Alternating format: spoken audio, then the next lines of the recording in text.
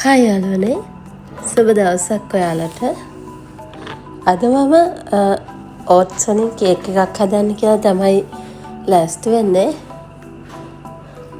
මම ඕට්ස් ටිකක් අරගෙන බ්ලෙන්ඩර් කප් එකට දාලා මේක බ්ලෙන්ඩ් කරගන්න හොඳට පිටි ගතියට එනකම්.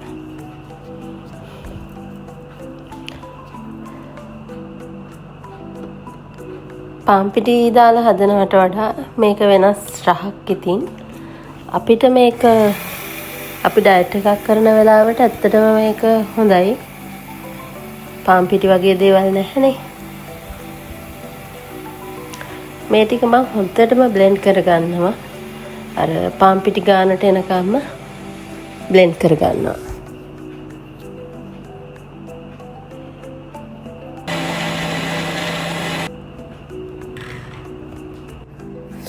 දැන් මේක හොඳට බ්ලෙන්ඩ් වෙලා තියෙන්නේ. බලුවම තේරෙනවා එක පාන් පිටි ගානට හොඳට බ්ලෙන්ඩ් වෙලා.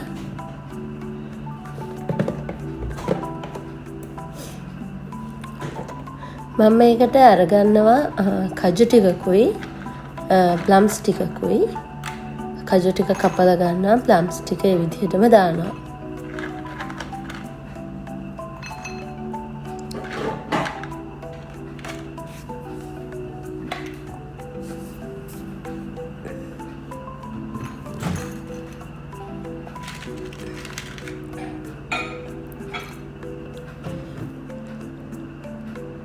මේ වගේ ප්‍රමාණයක් තමයි අරගෙන තියෙන්නේ.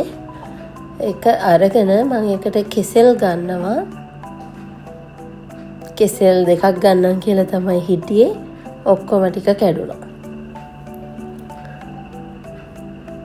මොකද මේක දැන් හොඳටම ඉදිලා තියෙන්නේ. මේ වගේ එකක් තමයි ගන්න ඕන. බාගෙට ඉදිච්ච කෙසෙල් හරියන්නේ නැහැ මේකට. ටිකක් හොඳට ඉදිච්ච කෙසෙල් ගෙඩි දෙකක් හෝ තුනක් ගත්තා නම් ඇති. කෑරුප්පකින් උනත් කෙසෙල් ගෙඩි ටික පොඩි කරගන්න පුළුවන්.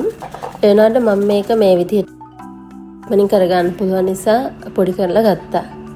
මම ගත්තා තව මිල්ක් මේඩ් හැන්දක් දාලා ඒකට වතුර දාලා ඒක කිරි එකක් වගේ හදාගත්තා.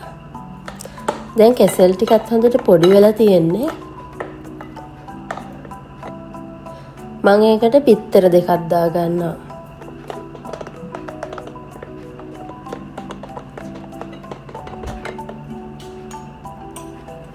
අර හදාගත්ත කිරියකින් ටිකක් දාලා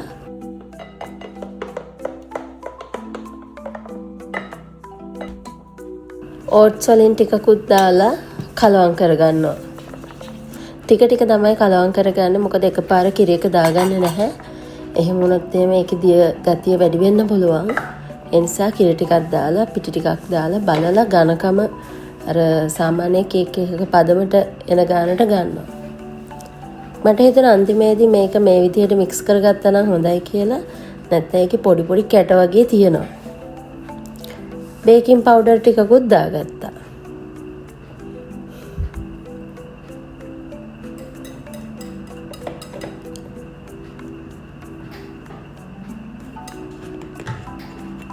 මම මේ දාගන්න යන්නේ එනසාල් කුරුඳු කොටලා තියෙන පවුඩර් එකක්. මේක දාගත්තාම මේකෙන් අමුතුම සුවඳක් එනවා.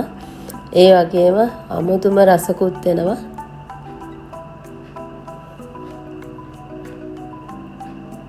මම වැනිලත් මේ හැන්දෙන් එකක් විතර දාගන්නවා.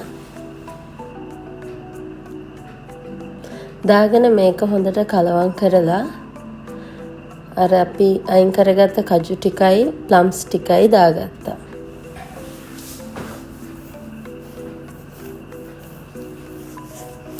මම මේකට සීනි බටර්වත් ඇස්ට්‍රාවත් මුකුත් පාවිච්චි කරේ නැහැ.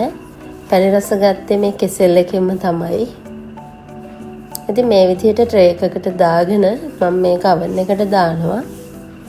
මේ වෙද්දි මම oven එක 180ට විනාඩි 20ක් විතර ප්‍රීහීට් කරලා තියෙන්නේ.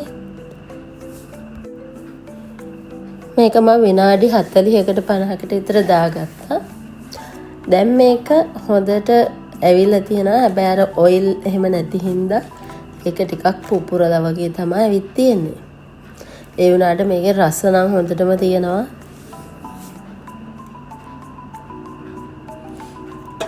ඉතින් මේක ඕට්ස්නේ. ඒ නිසා අර අපි හදන බටර් කේක් වගේ හොඳට පිපිලා ඉන්නේ නැහැ මේක. ඒ වුණත් මේක අපිට තේ බොන වෙලාවට කන්න පුළුවන්. මොකද මේකේ හොඳට පැන් රස තියෙනවා කෙසෙල් දාලා තියෙන නිසා. අපි ලෙඩ වෙන්න බලනවා නිතරම පැන් රස අනවශ්‍ය විදිහට කන්න ගත්තම. ඉතින් ඒ නිසා මේක හොඳයි. ප්ලම්සුත් තියෙන නිසා.